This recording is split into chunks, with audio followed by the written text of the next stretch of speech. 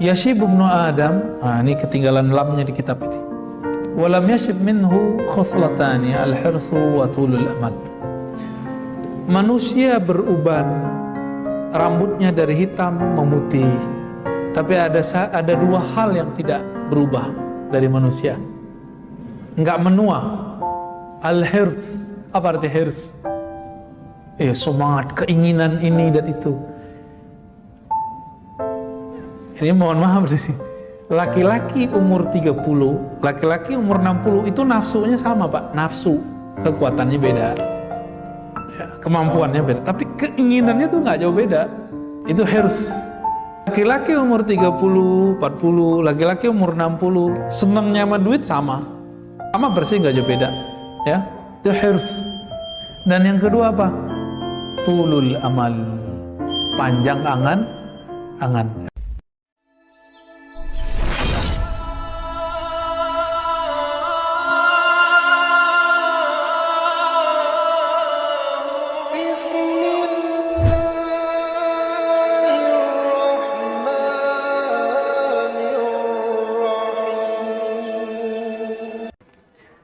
Berdasarkan surah Al-Hadid ayat 20, Rabbuna tabaraka wa ta'ala, Allah Ta'ala berfirman, Ya'lamu annamal hayatud dunya la'ibun wa lahwun wa zinatun wa tafakhurun bainakum wa takatsuru fil amwali wal aulad. Jadi ada pemberitahuan, Ya'lamu, ketahuilah oleh kalian, hanyalah dunia itu, hayat ya, kehidupan dunia itu, dunia secara bahasa artinya dekat atau rendah. Dekat atau rendah. Bisa juga diartikan hina. Ya.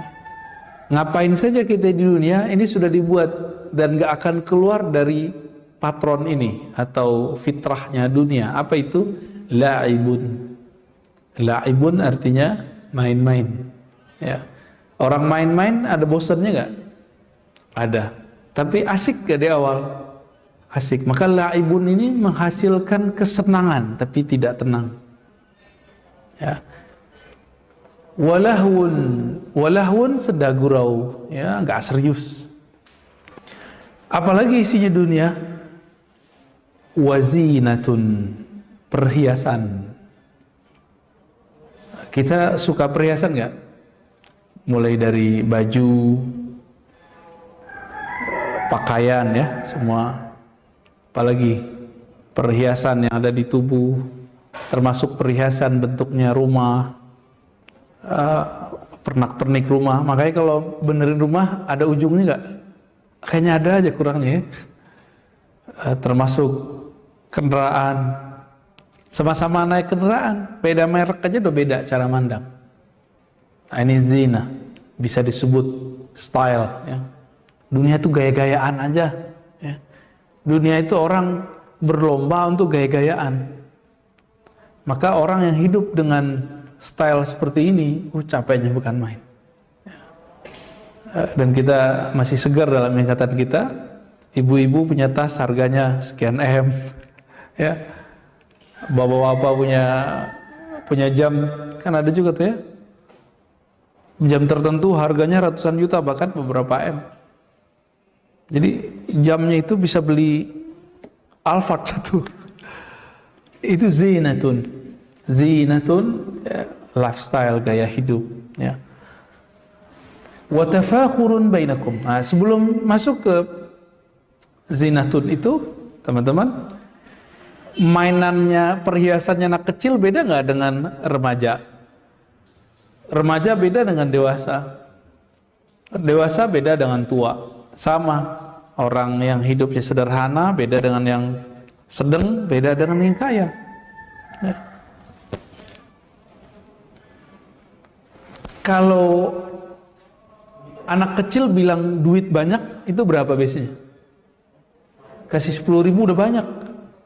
Tapi kalau seumuran antum nih, walaupun cuma berapa orang nih, ini bilang banyak berapa Pak? 1 M. Wah, kayaknya nggak puas juga di 1 M ya. Mau jadi 10 M ya. Ya, sekarang bisa kita ngomong relatif ya kan. Kalau anak kecil kan enggak. Kasih 10.000 oke, 20.000 oke. Kasih 100.000 udah berubah matanya tuh. Maka zinatun, gaya hidup ini akan berbeda masing-masing orang. Selera dia. Ya. Anak kecil dikasih jam harga 25.000 Bu, bisa ya? Kalau bapak nggak mau kan, mending nggak pakai jam ya. Kacamata aja ada stylenya Pak. Mulai dari harga 300 sampai 3 juta sampai ya puluhan juta, masya Allah. Ada aja. Jadi manusia emang zinatun. Jadi dari dulu sampai sekarang sama. Jadi manusia itu cuma beda peradabannya, tapi dalamnya sama. Nah, dia akan terjebak dalam urusan duniawi yang begini. Laibun, main-main. Coba lihat Pak, kerja itu kan kayak main-main. Berangkat, balik, bergaji. Udah gitu tiap bulan, tiap minggu. Terbuat laporan, kalau salah jelasin, kalau kayak gitu aja modelnya ya. Tapi asik ya. Wa tafakhurun bainakum, dan saling berbangga-bangga dalam masalah apa tadi, zinah tadi, perhiasan, gaya hidup. Ada orang gaya hidupnya baru fisik, tadi mobil. Anak kecil kan mobil-mobilan. Kalau udah gede mobil beneran, motor-motoran dengan motor beneran, ya. Itu gaya hidup. Dulu buat rumah-rumahan dari pasir, sekarang pengennya rumah beneran. Tafakhur, ada berbangga-bangga di situ. Kalau berbangga-bangga berarti ada lomba-lomba di situ. Tafakhurun bainakum, saling bersaing. Bersaing ini ada yang bersaing materi. Nah, ini disebut takathurun fil amwal. Tapi tafakhur, berbangga-bangga, ini bisa masalah gelar, posisi. Coba lihat orang-orang yang bikin partai di mana-mana, tidak hanya di negeri ini. Itu mereka sudah punya duit, sudah punya kekayaan, perusahaan, income yang dia cukup duduk-duduk aja, income-nya udah jalan. Apa yang kurang dari mereka? Dia tafakhur. Nah, ini yang dicari sama dia. Makanya ada pemilik perusahaan mana itu masih mau terjun politik. Apa yang dicari? Dia nggak cukup jadi direktur, jadi komisaris, dia nggak cukup. Dia maunya kekuasaan yang lebih. Barangkali di saat dia berjuang di perusahaannya itu, dia terhambat oleh pemerintahan. Nah, dia pengen menguasai itu. Bisa jadi ya. Nggak jauh dari ini. Berbangga-bangga ya. Ini Indonesia ini demokrasinya kebablasan benar. Orang bisa tengkar karena pemilihan RT RW enggak?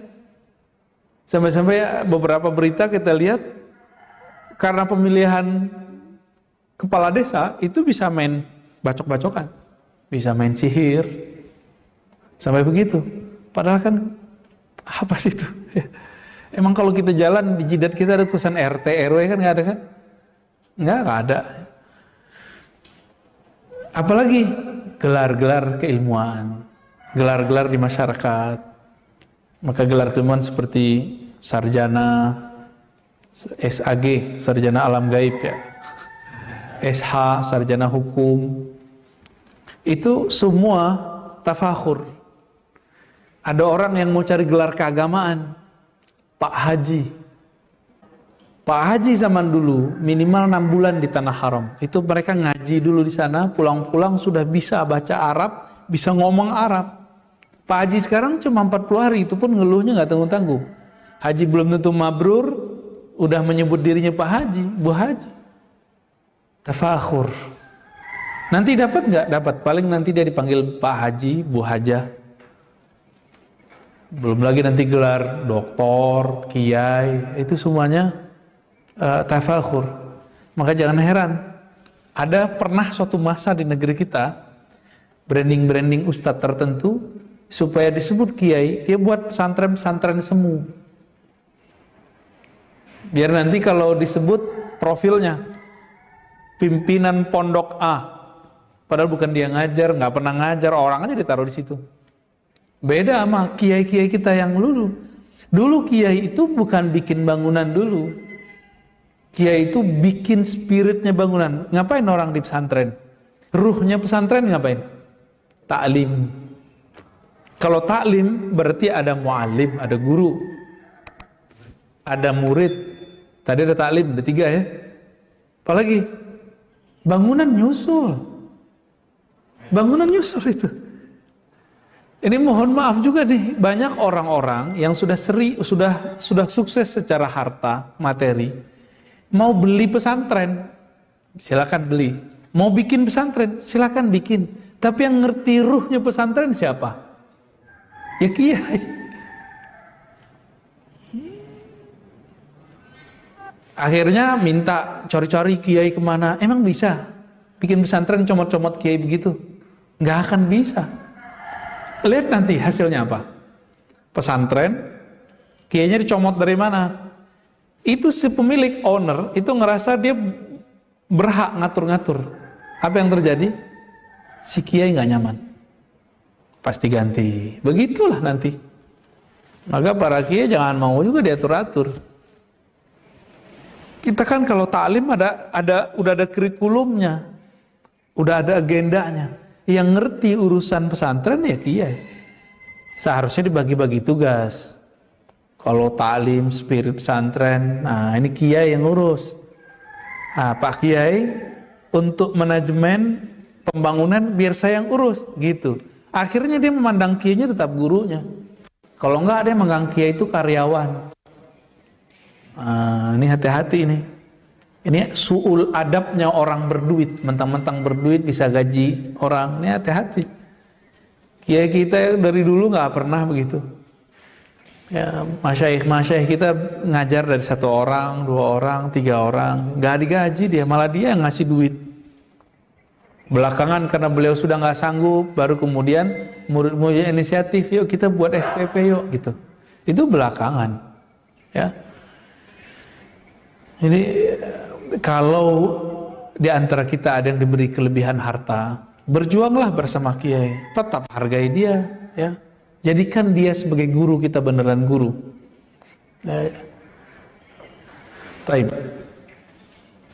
Semoga banyak yang tersungging ya. Wa takasurun fil amwal wal aulad, berbangga-bangga terhadap harta dan anak. Nah, makanya Bapak, Ibu, Saudara yang karena Allah yang sudah punya anak, mulai dari anaknya kecil bisa berdiri itu diomongin aja ya. Ngomongin anak. Dari zaman dulu Nabi Adam sampai sekarang orang ngomongin anak. Jadi memang salah satu sifat manusiawi adalah di dunia ini itu berbangga-bangga dengan anak. Apalagi anaknya kalau sekolah juara, dapat prestasi, itu ceritain tuh. Ya. Taib. Ini Al-Qur'annya teman-teman. Masih ada 1 ayat lagi. Ya. Wa mal hayatud dunya. Ya. Di ujung surat Al-Hadid ayat 20. Wa mal hayatud dunya illa mata'ul ghurur. Tidaklah dunia itu kehidupannya kecuali mata'. Kesenangan yang ghurur, yang bikin kita terpedaya. Benar ya? Gak usah jauh-jauh. Dunia itu salah satu yang kita pegang sekarang, Pak. Handphone, pasangan, anak, itu bikin kita lupa gak? Asik, ya itu dia. Ya. Wa qala an-nabiy sallallahu alaihi wasallam. Di sini agak saya harus ingetin kalau yang pakai kitab ya. Di kitabnya ada beberapa salah ketik ini. Nabi sallallahu alaihi wasallam bersabda, ini ada hadisnya dalam riwayat Tirmizi, "Man kana hamud dunya." Orang yang himmahnya, visinya adalah kehidupan dunia, syattatallahu alaihi amrah. Allah akan pecah urusannya. Jadi bikin dia tidak fokus. Bikin dia pikirannya kemana-mana. Coba lihat, ceknya lagi sholat. Orang yang himmahnya dunia, dia sholat itu supaya rezekinya lancar. Jadi bukan karena ingin nyembah Allah. Orang-orang ini kalau dikasih ijazah sama gurunya surat Waqiah, itu surat Waqiah itu kan kalam Allah, bukan untuk dia tadabburi. tapi niatnya cuma satu, semoga rezekiku lancar. Dikasih wiridan sama guru, sholawat dong kamu. Dia sholawat bukan karena cinta Nabi, tapi karena dia pengen duitnya banyak.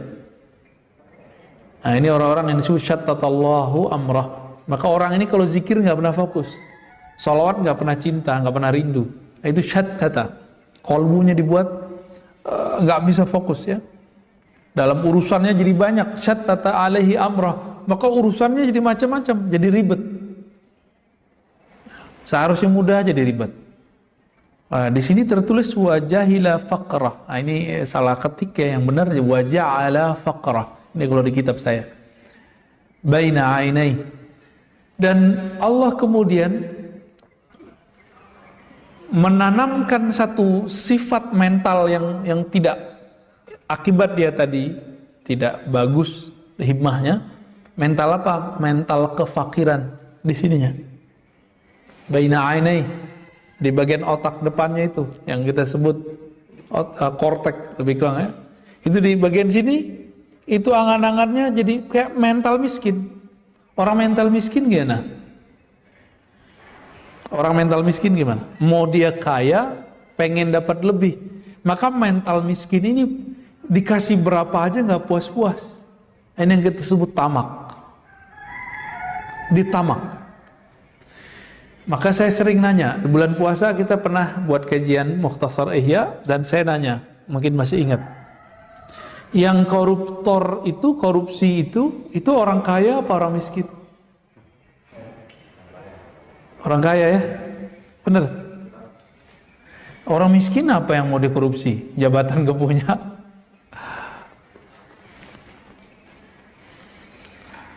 Jadi ada penyakit orang yang cinta dunia. Apa penyakitnya? Fakir, mental fakir, mental miskin. Jadi miskin itu penyakit mental kalau dalam ilmu kerohanian. Ya. Sedangkan kaya itu adalah anugerah yang dalam jiwa. Ya. Al-ghina ghina nafs. Kekayaan itu adalah ketika kita merasa diberi kecukupan oleh Allah. Nah, orang fakir, mohon maaf, itu suka ngeluh nggak? Suka ngeluh. Allah sudah cukupi, masih ngeluh.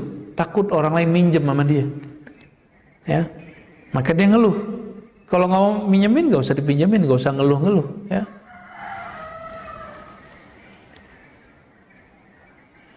Walam ya'tihi minha illa ma kutiba lahu, illa ma kataba lahu. Dan Allah tidak berikan dia dunia kecuali yang sudah ditetapkan bagi dia. Berarti sebatas dia usaha, segitulah dia dikasih. Wa man kana hammuhu al-akhirah jama'a Allahu syamlahu wa ja'ala ghinahu fi qalbihi wa atathu dunya raghimah.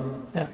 Siapa yang himmahnya visinya akhirat, Allah jadikan, Allah kumpulkan urusannya dipermudah. Pikirannya pun jadi ringan ya. Wa ja'ala ghinahu fi qalbihi. Lalu kalau tadi kefakiran itu mental yang ada di sini, angan-angan. Kalau ini kebalikan, orang yang himmahnya akhirat, Allah tanamkan cahaya namanya Al-Ghani di dalam kolbunya, sehingga orang itu punya rasa kecukupan, merasa cukup aja, cukup gitu. Jadi nggak ada ngeluh. Orang kalau berkecukupan, dia mengeluh nggak? Dia nggak ngeluh. Ah, ini dia. Wa atathu dunya raghimah. Lalu dunia datang kepadanya, ya seperti kita narik hewan ternak itu kan hidungnya bisa dikasih tali itu ya. Terserah dia mau ngapain. Ini masalahnya bukan masalah kaya atau miskin, ini masalah mental, ya. Cinta dunia atau cinta akhirat. Wa qala sallallahu alaihi wasallam, man ahabba dunya adarra bi akhirati. Ya. Orang yang cinta dunia, maka dia akan merusak akhiratnya. Ini ada di riwayat Imam Ahmad dan Hakim. Wa man ahabba akhiratah adarra bidunya. Siapa yang mencintai akhirat, dia akan mengorbankan dunianya. Wa kataba ba'dahu apa lafaz berikutnya? Ya. Fa'atharu ma yabqa ala ma yafna. Fa'athiru, ya. Maka dahulukan apa yang kekal terhadap yang fana. Yang kekal yang mana? Yang akhirat, ya.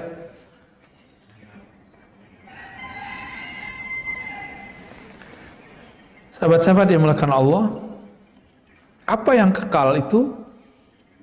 Pertama, mengenal Allah.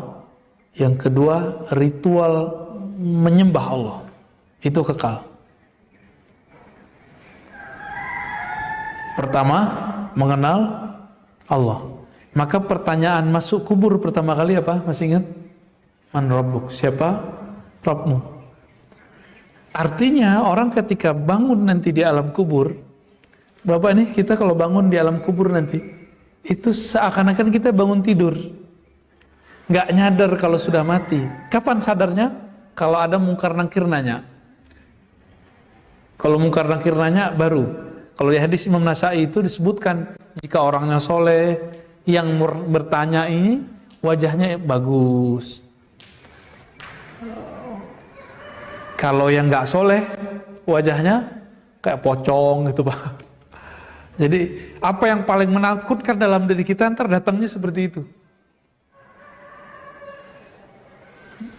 Baik.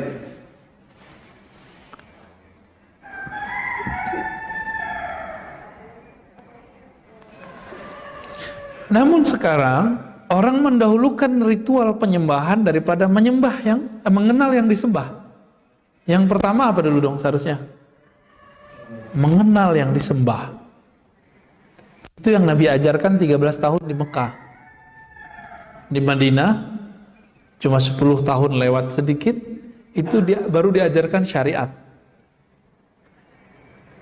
Coba perhatiin di situ. Anak, gadis nih, jangan langsung disuruh pakai jilbab. Ajarin dulu dia mengenal Allah yang menyuruh pakai jilbab. Nanti dia akan pakai jilbab dengan senang hati. Gitu. Ya kalau dia nggak pakai itu urusan dia nanti kalau sudah dewasa kan, kecil. Jadi jangan langsung dipakai-pakein mulu. Ajarkan dulu ilmunya, siapa yang nyuruh, untuk apa gunanya. Jangan dibalik. Anak kecil jangan main suruh langsung, kan di hadisnya begitu. Kalau anak 7 bangunin, kalau 10 nggak bangun dipukul. Itu bab fikihnya, bab taklim fikihnya. Tapi di bagian lain kan ada. Agar mengajarkan anak-anak ma'rifatullah. Ngajarin anak ma'rifatullah jangan yang tinggi-tinggi dulu, yang sederhana-sederhana, ya. Baik. Ini tentang dunia. Ya. Lalu ada sebuah hadis, ya, riwayat Imam Tirmizi juga, "Lau kanatid dunya tazinu 'indallahi junah ba'udha ma saqa kafiran minha qatrata ma wallahi ma dunya fil akhirah illa kama yaj'al ahadukum isba'ahu fil yammi falyanzur bima yarja." Di dunia itu kalau ditimbang di sisi Allah seperti ringannya seperti sayapnya nyamuk, sehingga tidak bisa diberikan untuk orang kafir, apalagi mukmin. Wallahi, Nabi kemudian bersumpah, mad dunya fil akhirah, dunia sama akhirat itu. Jadi teman-teman, silakan serius membangun kebahagiaan di masa tua. Tapi ingat, kita ada masa nanti yang nggak pernah tua. Ini yang harus dipikirin. Yang nggak ada tuanya di situ. Orang di neraka umur 30-an, orang di surga umur 30-an. Dan itu abadi terus. Nah, ini yang dikatakan di hadis tadi. Dunia itu sama akhirat, kalau mau diukur nikmatnya, coba tangan kita celupin ke laut, tetesan yang nempel itu itulah dunia. Kebayang akhirat nikmatnya gimana? Nggak ada ujungnya, nggak ada ujungnya di akhirat itu. Itu sebabnya kita pasti merasa heran. Kok ada majelis zikir yang ramai?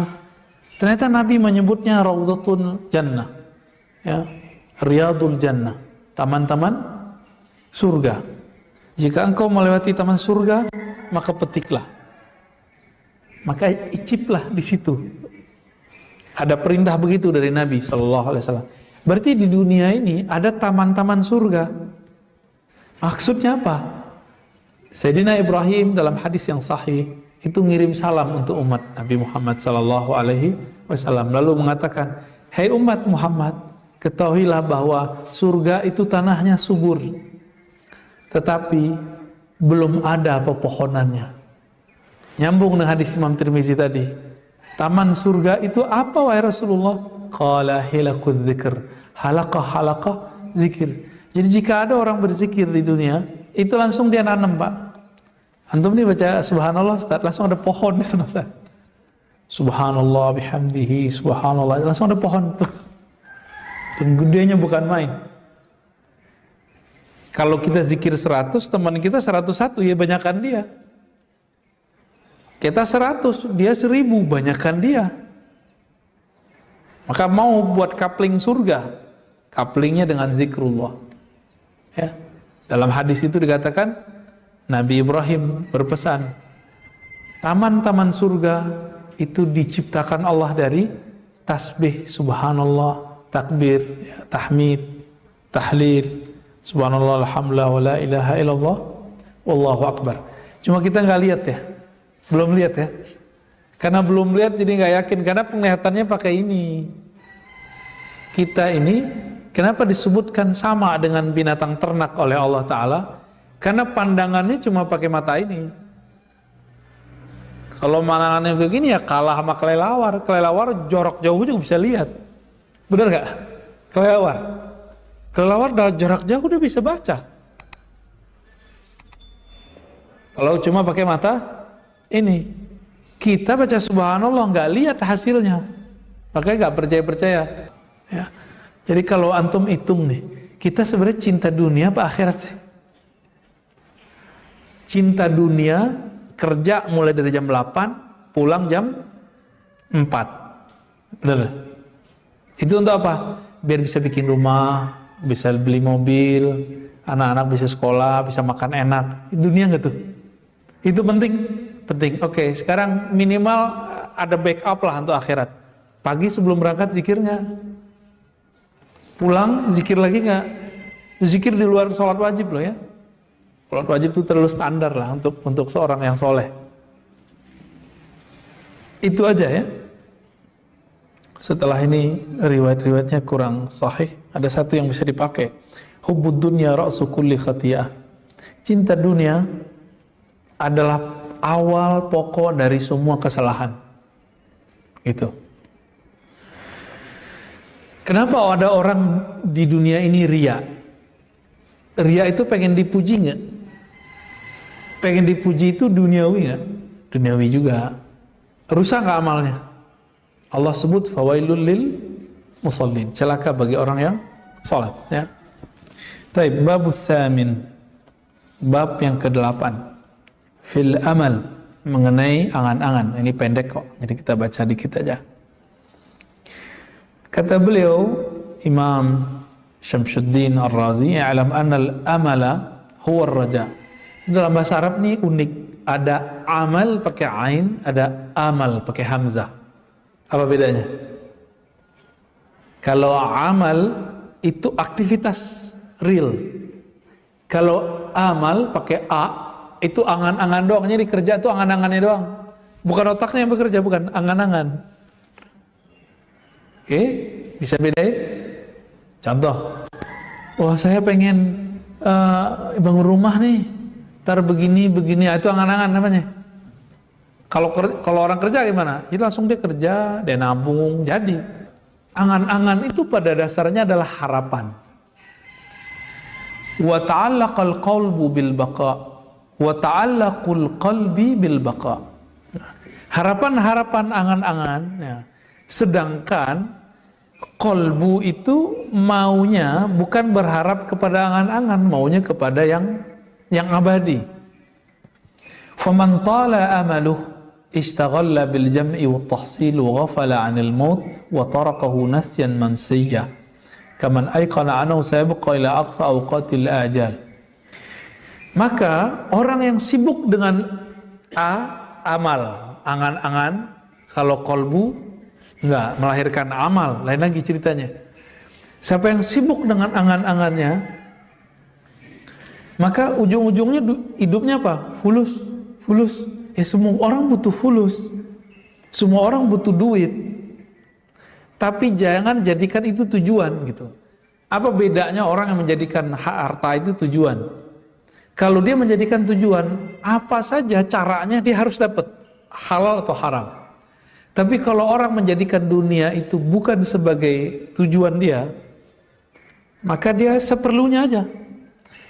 Imam Sya'rani menyindir murid-muridnya.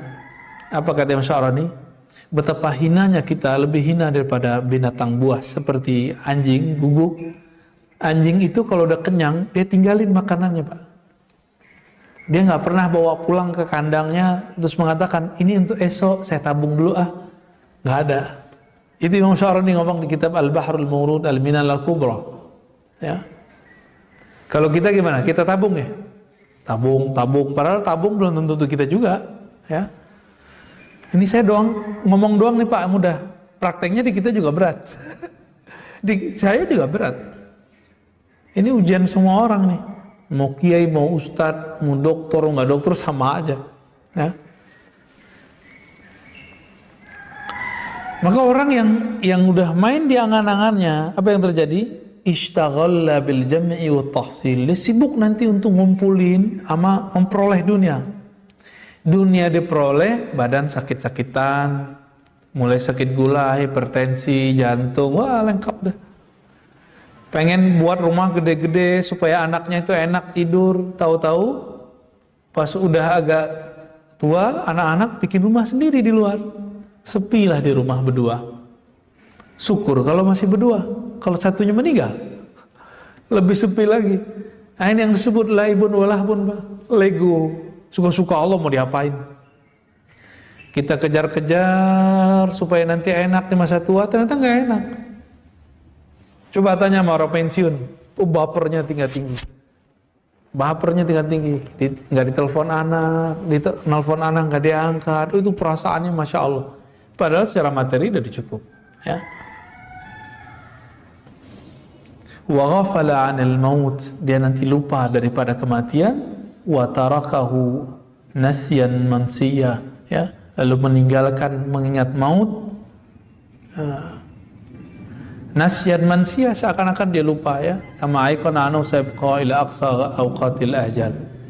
Tahu-tahu lagi asik-asik nyari kena Covid mati, kan? Ada satu hadis maknanya ada dalam Sahihain, ya, ada dalam lafaz Imam Muslim. Yashib ibnu Adam, ini ketinggalan lamnya di kitab ini. Walam yashib minhu khoslatani al-hirsu wa tulul amal. Manusia beruban, rambutnya dari hitam memutih. Tapi ada dua hal yang tidak berubah dari manusia. Enggak menua. Al-hirs, apa arti hirs? Semangat, keinginan ini dan itu. Ini mohon maaf nih. Laki-laki umur 30, laki-laki umur 60 itu nafsunya sama, Pak. Nafsu, kekuatannya beda.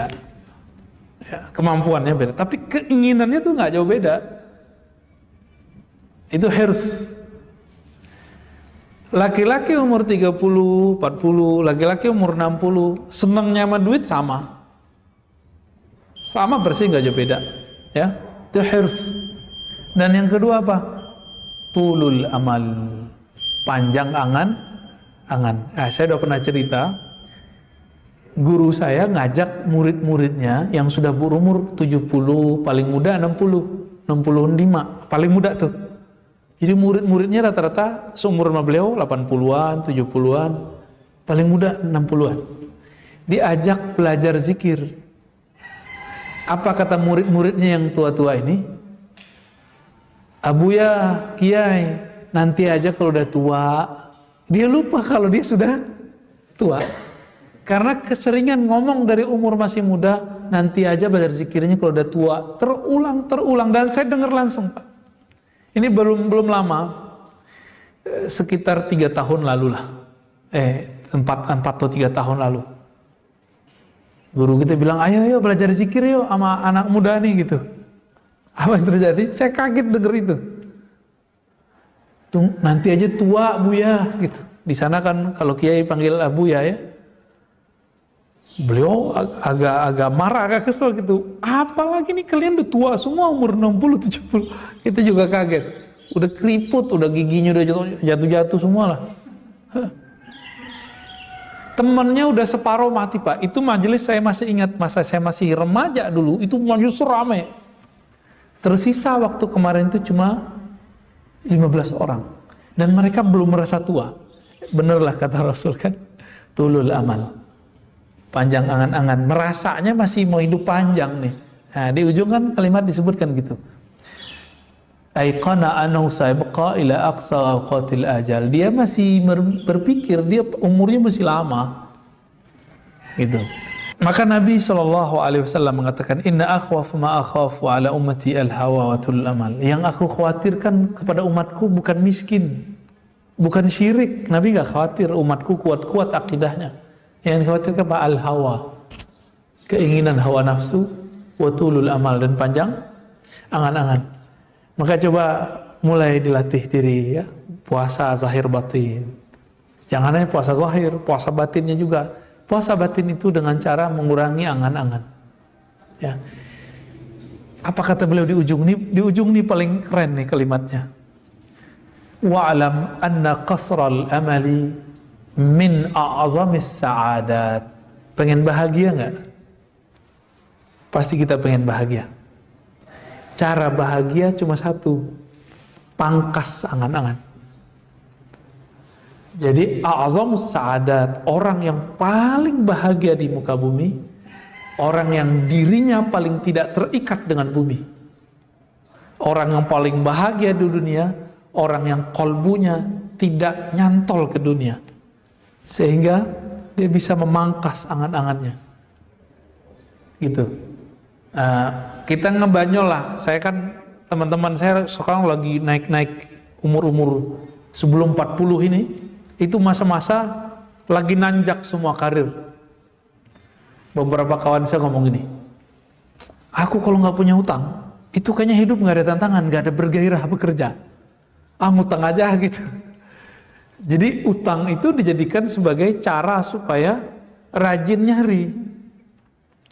Tapi coba rasa-rasain Pak, enakan hidup nggak ada utang atau nggak ada utang? Ada utangnya atau nggak ada utang? Enakan hidup yang mana? Hidup yang kredit atau yang cash? Secara kolbu nih kita nanyanya, bukan secara semangat nyari. Pasti kita pilih yang tidak berutang. Cuma teman-teman kita pengusaha buat kaidah hadis pengusaha, hadis at-tajir, apa kalamnya, inna dain minad din. Berutang itu bagian dari agama katanya. Berutang bagian dari iman. Jadi mereka itu agamanya agama mencari hidup itu dengan cara berhutang dulu. Itu konsep hidupnya, ya. Ya terserahlah, silakan dilalui hidup begitu. Tapi Nabi SAW, kita lihat baginda Nabi SAW menghindari hutang. Beliau daripada menghutang lebih baik menggadaikan salah satu baju zirah, baju tahan bacok itu ya, yang pelindung ketika perang. Dan beliau memilih menggadaikan. Ini saya nggak nyuruh antum nggadain ya. Kalau antum kan udah ngutang nggadain lagi kan. Jangan nggak ada dua-duanya jangan. Tapi kalau terjepit, Nabi menggadaikan. Kepada siapa Nabi menggadaikan? Kepada orang Yahudi. Ini bukti bahwa boleh interaksi dengan orang-orang Yahudi dalam urusan duniawi. Ya. Itu Nabi SAW. Ternyata Nabi berdoa, ya Allah lindungi aku daripada ghalabatud dain, belenggu hutang, dan qahrur rijal. Ya, qahrur rijal ini tekanan orang yang menekan, ya mungkin debt collector dan sejenisnya itu. Jadi Nabi sudah melakukan itu. Maka teman-teman coba wiridkan itu jadi doa. Gak usah pakai bahasa Arab, pakai bahasa Indonesia boleh. Tapi kalau Arabnya Allah min a'udzubika min ghalabatid dain wa qahrir Rijal, minimal sekali sehari aja. Ya Allah, lindungi aku, jaga aku daripada belenggu hutang. Kalaupun berhutang tapi tidak membelenggu gitu. Amin ya rabbal alamin.